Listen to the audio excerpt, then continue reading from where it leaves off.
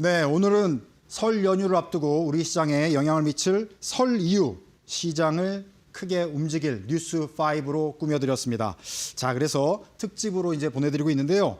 설 이후 시장을 움직일 뉴스5는 저희 제작진이 자체적으로 주요 경제 현안 중에 이 5가지가 정말 중요하겠다 이렇게 선정한 뉴스라고 보시면 되겠습니다. 자, 키워드로 먼저 5가지를 정리했는데요. 화면으로 먼저 보시겠습니다. 네, 나오고 있는데요. 5가지 키워드로 저희가 먼저 정리했습니다. 집 사세요. 그들이 온다. 벼랑 끝 동전주. 삼성 바쁘다 바빠. K방산. 자, 이렇게 5가지를 저희가 선정을 했는데요. 먼저 집 사세요. 어떤 소식인지 큰 화면으로 또 보시겠습니다. 네. 자, 양도세 이슈로 저희가 좀 정리를 해봤는데요. 다주택자 퇴로를 살짝 열어줍니까? 매물이 지금 상당히 시장에 많이 나오고 있다. 이렇게 저희가 지역별로 일단 차트로 정리를 해봤습니다. 자, 그런데 이 소식은 저희가 이제 뭐 이렇게 화면으로만 보여드릴 게 아니라 전문가를 연결해서 좀 알아볼 텐데요. 최근 시장의 관심은 증시 외에 이재명 대통령의 연일 계속되고 있는 다주택자들에 대한 규제 강화 방침이 시장에 과연 어떤 결과로 이어질지가 굉장히 관심을 모으고 있습니다. 일단 시장에서는 오는 5월 9일 다주택자들의 양도세 중과 유예를 종료하고 이후 세금을 중과하겠다는 방침을 확정하자 매물이 지금 상당히 많이 나오고 있다는 소식이 나오고 있는데요. 그런데 아직도 아파트 가격 상승세는 꺾였다는 확실한 신호는 보이지 않고 있습니다. 자, 관련해서 설 이후에 우리 시장 어떻게 움직일지 상당히 관심을 모으고 있습니다. 자, 전문가 전화로 연결했는데요. 자, 남여구 우리은행 부동산연구원 나와 계신가요? 네, 안녕하세요. 남여구은행 부동산연구원입니다. 네. 금방 제가 말씀드린 대로 정부가 이제 다주택자 양도세 중과 유예를 오는 5월 9일 종료하겠다고 확실히 방침을 정하지 않았습니까? 자, 그래서 네. 현재 다주택자분들의 지금 상황, 앞으로 어떻게 될지 여러 가지 계산이 이제 복잡한 상황인데, 자, 이 점 어떻게 지금 조언을 주실 수 있겠습니까? 가장 먼저 이제 본인 투자 수익과 양도시 세금을 비교해 보시라고 꼭 조언을 드립니다. 네. 3주택자시거나 세를 끼고 있는 물건의 경우 중과세율을 적용했을 때 세금이 투자 수익보다 더 커진다면 좀 과감하게 매도해서 똘똘한 한 채 또는 부담이 적은 부동산으로 포트폴리오를 재편하는 게 맞고요. 만약에 매도 후에 자녀분에게 증여를 고민하신다면 서울 중앙 하위 지역이나 수도권 비규제 지역을 함께 눈여겨보셔도 올해 유효한 전략이 될 수 있겠습니다. 네. 다주택자들에 대한 고민에 대해서 간단히 이제 조언을 주셨는데, 현재 그 다주택자들, 일반 다주택자들 외에 주택 임대 사업자들의 경우도 임대 사업 기간만큼 또 이후에 종료가 된 이후에 일정 시간을 주고 이후에 이제 매도하는 경우는 역시 양도세를 중과하는 방향으로 정부가 좀 여러 가지 이제 검토에 지금 들어간 상황이라 볼 수 있는데요. 근데 이게 앞서 이제 제도에서는 이걸 믿고 주택 임대 사업을 시작하신 분들이 많을 텐데 이게 관련 법령이나 뭐 정부의 방침으로 선회가 가능한 건지 먼저 이걸 좀 얘기를 해주시고요. 그 다음에 이제 일부 주택 임대 사업자분들도 좀 반발이 있는 걸로 지금 시장에서 나오고 있습니다. 이런 부분을 좀 어떻게 평가하시는지 좀 얘기를 부탁드리겠습니다. 아무래도 법안 개정을 하는 경우는 가능할 수 있겠습니다만 이제 과거 오랜 기간 동안 세금 혜택을 위해서 임대사업자를 등록한 사람들이 대부분이기 때문에 시장에 어느 정도 혼선을 줄 수 있다고 보여집니다. 그래서 이들이 민간 시장에 임대 공급을 실질적으로 전월세 매물 공급을 하는 역할 역시 상당하고요. 현재 전월세 매물 감소 현상이 가속화가 될 수 있어서 이를 좀 더 신중히 접근해 볼 필요가 있겠습니다. 뿐만 아니라 비아파트의 경우는 24년 6월에 임대사업자 제도를 6년 단기 부활시키고 혜택을 오히려 강화했기 때문에 임대사업자 혜택을 축소한다라는 시장의 메시지가 전달된 경우에 일부 혼선이 있을 수도 있겠습니다. 네. 전체적으로 지금 정부의 방침을 보면요. 다주택자들의 이제 주택 물량을 시장에 내놓게 하고 이 물량을 지금 무주택자, 서민들이 받아서 결국 자가주택 보유율을 높이겠다. 이런 그 시장의 재편으로 지금 해석을 할 수 있을 것 같은데요. 이런 정책 방향이 앞으로 우리 부동산 시장에 어떻게 영향을 미칠 걸로 보시는지 전망을 좀 말씀을 해 주시죠. 당분간 강남권과 한강벨트 그리고 외곽 지역까지 전반적인 매물 총량 증가는 어느 정도 불가피할 것으로 보입니다. 특히 강남권의 경우 보유세 강화 부담과 맞물려서 고령자분들의 1주택 매물까지도 함께 출회될 수가 있고요. 이를 통해서 매물 증가 폭이 조금 더 커질 것으로 예상됩니다. 반면 강북이나 외곽 지역은 최근 키 맞추기 장세에 따른 실수요 유입이 꾸준하고 시세 차익 기대감도 아직 존재하는 것 같아서 상대적으로 매물 출회는 좀 덜 할 수 있겠습니다. 다만 이제 대출 규제로 매수자들의 구매력이 낮아진 상태라 현재 나와 있는 매물이 시장에 소화될 때까지는 조금 더 시간이 필요할 것으로 전망됩니다. 네. 자, 이런 와중에 이제 현재 내 집 마련을 준비 중이신 분들은 지금이 사실은 집을 마련하는 기회이다. 이렇게 또 볼 수도 있을 것 같은데요. 현재 이제 내 집 마련 준비 중이신 분들에게는 어떻게 조언을 주실 수 있겠습니까?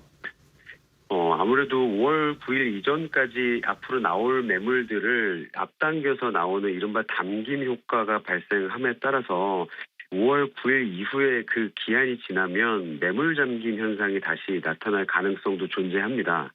따라서 무주택자 분들이라면 본인의 가용금액 범위 내에서 절대 무리하지 않는 선을 지키되 5월 전까지 나오는 금매성 매물을 좀 선별해서 매수하는 것도 고려해 봄직합니다. 네. 자, 설 연휴를 앞두고 있는데요. 설에는 이제 가족분들이 오랜만에 만나면은 뭐 재테크 전략, 자산 포트폴리오 이런 얘기를 많이 하시게 되는데 특히 이번 설에는 부동산 포트폴리오 이슈가 단연 또 화제가 되지 않을까 이런 생각이 듭니다. 자, 올해 그리고 앞으로 장기적으로 부동산 투자 전략 포트폴리오 어떻게 짜가는 게 좋다고 보시는지 또 조언 부탁드리겠습니다.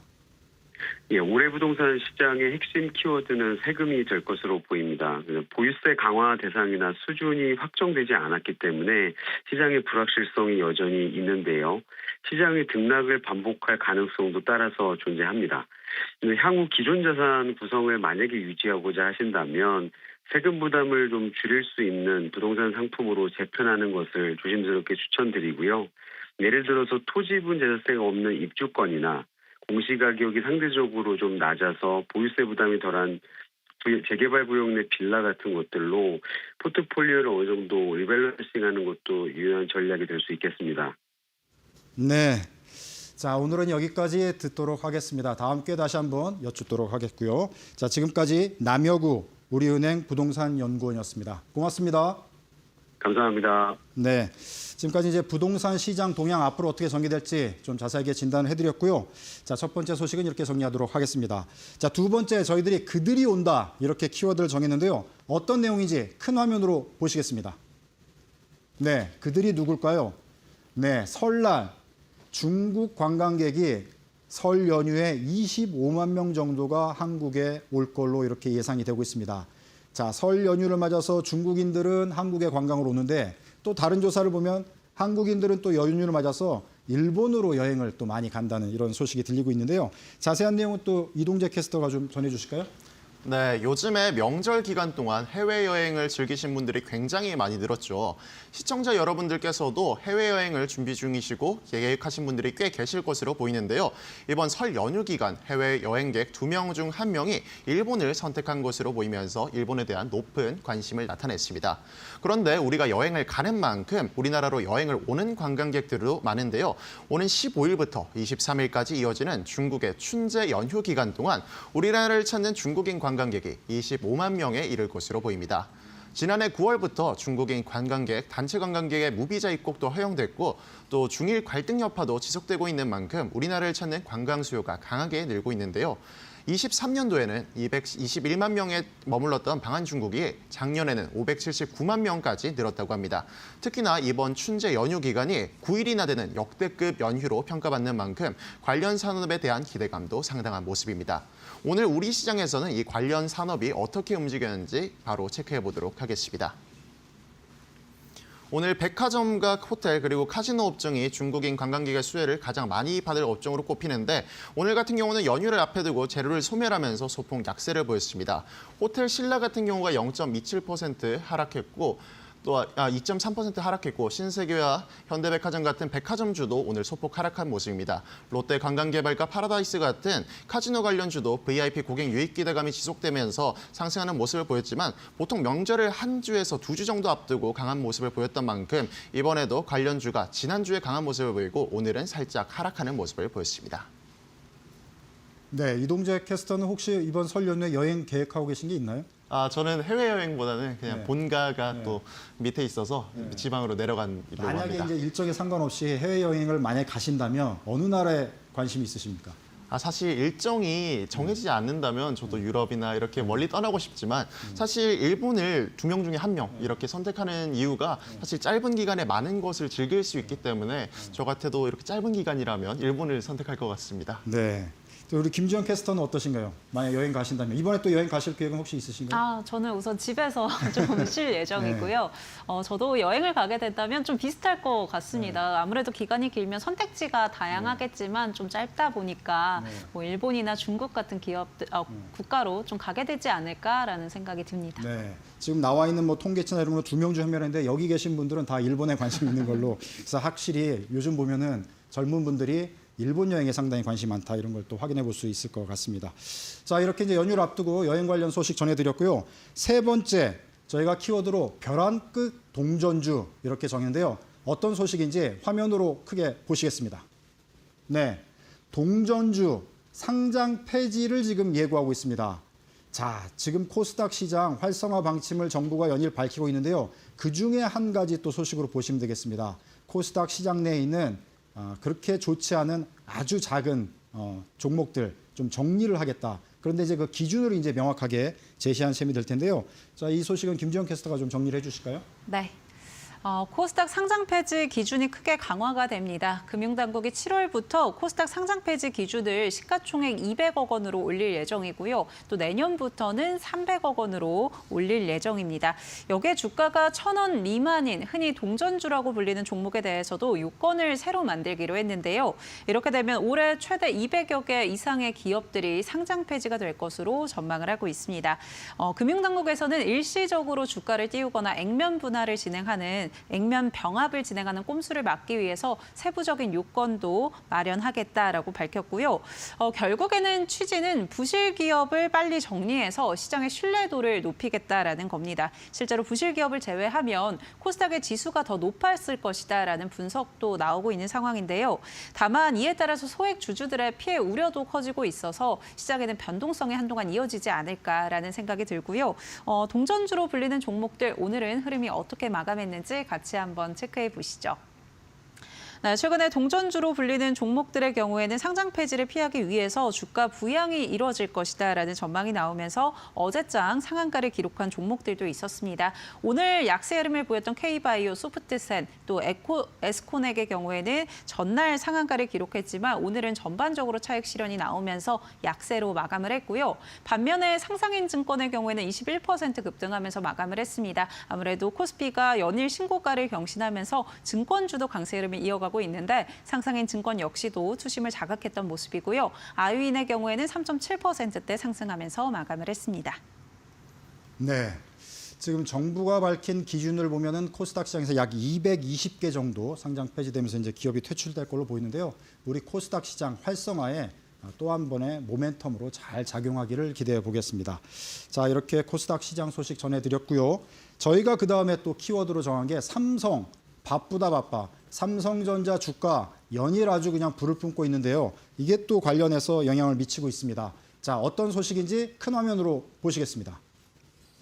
네, 삼성전자 HBM4 지금 드디어 양산하고 지금 수출길에 오른 것 화면으로 또 많이 보셨을 겁니다. 이게 시장에 또 크게 호재로 작용하면서 삼성전자 주가가 계속 호재로 지금 작용하고 있는 상황인데요. 관련해서 우리 이동재 캐스터가 소식 자세하게 좀 전해주실까요? 네, 어제 들려온 소식이죠. 삼성전자가 세계 최초로 또 세계 최고, 업계 최고 수준으로 HBM4를 양산 출하했다고 밝혔습니다. 최근 이 HBM4가 시장을 뜨겁게 달구고 있는 주제로 다뤄지고 있는데요. 사실 기존에는 삼성전자의 양산 출하 일정이 설 연휴 이후로 알려져 있었습니다. 하지만 고객사와의 협의를 통해 이 기간을 일주일 정도 앞당긴 것으로 보이는데요. 기존에 삼성이 HBM 시장에서 추격자 이미지를 가지고 있었던 만큼 초기 수율 확보에 나선 것으로 보이며 다음 달에 공개되는 엔비디아의 베라 루빈에도 적용될 것으로 보입니다.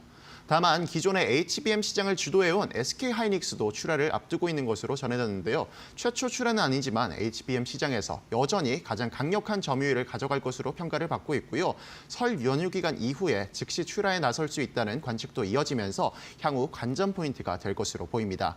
또 이번 주 수요일 같은 경우는 삼성전자와 SK하이닉스 두 기업이 양분할 것으로 보였던 HBM 시장에서 야구될 것으로 보였던 미국의 마이크론이 이미 HBM4의 대량 생산에 나서고 있으며 고객사 출하 작업도 시작했다고 밝힌 만큼 HBM4의 공급 구도가 향후에는 어떻게 이어질지 관심이 집중되고 있습니다. 이어서 세계 최초로 출하에 성공한 삼성전자의 종가도 살펴보도록 하겠습니다. 오늘 삼성전자 장막판 상승폭이 조금은 축소된 모습을 보였지만 18만 원 선을 넘어서면서 강한 모습을 보였습니다. 3거래일 연속 상승하면서 사상 최고치를 경신해냈는데요. 특히 오늘 같은 경우는 삼성전자 우선주도 강한 모습을 보이면서 4.5% 올랐습니다. 현대차를 제치고 시가총액 3위 자리를 차지하기도 했는데요. 연일 사상 최고치를 경신해내면서 계속해서 견고한 모습 보이고 있는 삼성전자입니다. 네, 저도 지금 삼성전자 주가 차트 보면서 깜짝 놀랐습니다. 네, 낮에 제가 봤을 때보다 더 올라서 마감을 했는데 뭐 또 사상 최고가 삼성전자 단일 종목 가격으로 봤을 때 또 그렇게 기록을 하고 설 연휴를 지금 맞이하고 있는데요. 설 연휴 이후에도 삼성전자가 상당히 또 불을 뿜지 않을까 그렇게 예상을 또 해보는데 자 우리 코스피 시장 전체적으로 주식 시장 삼성전자 또 SK하이닉스가 계속 주도주로 이끌 걸로 예상되고 있어서 상당히 기대가 되고 있습니다. 자 계속해서 좀 관심 있게 좀 지켜봐야 되지 않을까 이런 생각이 들었고요. 자, 저희가 정한 5번째 설 이후 우리 시장에 크게 영향을 미칠 뉴스5 중에 마지막 K방산 어떤 소식인지 큰 화면으로 보여드리겠습니다. 네, 방산 역시 우리 주식시장을 상당히 견인을 하고 있습니다. 최근 들어서 조금 주춤하는 모습이 있긴 한데요. 그래도 장기적으로 우리 방산 업종들이 K방산이라는 브랜드로 또 세계 시장을 호령하면서 주식시장을 이끌 걸로 이렇게 예상이 되고 있습니다. 자, 관련해서 우리 김지원 캐스터가 전해주실까요? 네, 방산주, 최근에 일본 방산주가 급등을 했습니다. 다카이치 사나의 총리와 또 집권당인 자민당이 조기 총선에서 압승을 거두면서 군사력 강화에 대한 기대감이 커진 영향인데요. 대표적인 방산기업 가와사키 중공업의 경우에는 실적 호재까지 겹치면서 이번 주 급등을 했고요. 또 그 밖에 미쓰비시 중공업 역시도 상승을 했습니다. 핵심은 헌법 개정 가능성입니다. 다카이치 총리가 취임 전부터 일본의 전쟁 포기 조항인 헌법 구조에 대한 개정을 주장해 왔는데요. 자민당과 일본 유신회가 의석의 3분의 2 이상을 차지했기 때문에 헌법 개정이 가능해졌습니다. 이에 따라 전쟁 가능한 국가에 한 걸음 더 다가갔다라는 게 시장의 전망이고요. 또 이에 따라 국방 예산 확대와 무기 개발 수요 증가가 예상된다라는 점에서 시장의 투심이 방산주로 쏠리고 있는 모습 확인되고 있습니다. 다만 이렇게 되면 수출 경쟁력을 키워왔던 한국의 방산 기업의 경우에는 경쟁력이 좀 더 치열해질 것이다라는 이야기들이 나오고 있어서 국내 방산주들 흐름은 어떻게 이어질지 한번 지속적으로 체크해 봐야 될 것 같고요. 오늘은 어떻게 마감했는지 같이 한번 확인해 보시죠. 네, 오늘 S&T 다이내믹스의 경우에는 11% 급등하면서 마감을 했고요. 제노코도 7%가량 상승을 했습니다. 한국항공우주 6% 강세 흐름 확인되고 있고요. 세트랙아이, 대성하이텍의 경우에도 오늘 6% 또 4%가량 상승하면서 마감한 모습 확인해 보실 수가 있습니다. 네, 차트 보시면은 오른쪽 끝부분에 이제 최근에 조정받다가 오늘 또 약간 급등 많이 상승폭이 상당히 커가지고 그래프가 좀 예쁜 모습으로 조정받고 다시 올라가는 방산주의 그런 모습을 보실 수가 있었는데요. 자, 방산주가 한중일 동북아 3국에 모두 관심을 받고 있는 상황인데 지금 상당한 경쟁 구도를 보이고 있습니다. 그래서 대한민국 방산, 즉 K방산이라고 하죠. 자, 현재 우리 K방산의 위치는 어느 정도 수준이고 앞으로 글로벌 경쟁력 어디까지 저희가 끌고 올라갈 수 있을지 잠시 후 2부 초대석 시간에서 자세하게 좀 진단을 해드리도록 하겠습니다. 자, 저희 어쨌든 경제 제작진이 선정한 설 이후 시장을 움직일 뉴스킥5 주요 경제 소식과 이에 대해 분석해드린 1부는 여기서 마무리하도록 하겠습니다. 자, 지금까지 어쨌든 경제 1부는 이동재, 김주영 캐스터 그리고 남여구 우리은행 부동산 연구원께서 수고해 주셨습니다. 고맙습니다.